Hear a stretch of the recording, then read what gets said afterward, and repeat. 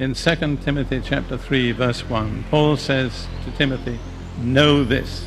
It's very emphatic. You can be certain of one thing, that in the last days, perilous times will come. The word that's translated perilous only occurs in one other place in the Greek New Testament, and there it is translated fierce. It says they were exceedingly fierce. What the scripture is telling us, that in the last days, fierce times will come.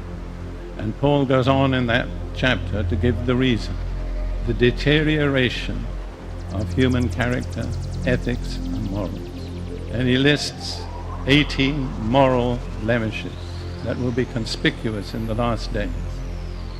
3 of them are things that people love. The first is lovers of self, the second is lovers of money, and the last one is lovers of pleasure more than lovers of God. And with unerring accuracy, Scripture pinpoints the great basic problem that faces humanity, and not least the people of this nation. It is love of self.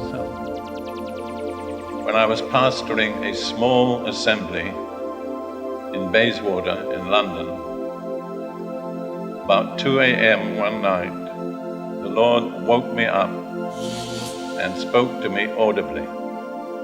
The only time in my life that I've actually heard God speak to me. And I have never forgotten one word that he spoke at that time. I will quote a little of it, but not all of it. There was no preamble, no introduction, no explanation. He simply said this: there shall be a great revival in the United States and Great Britain. And he ended with these words: but the condition is obedience in small things and in great things. For the small things are as great as the great things. I have never doubted God spoke those words to me. Now I believe God is going to send a great revival. He's not going to revive the whole of Britain, but he's going to revive the church in Britain. And that will impact the whole nation.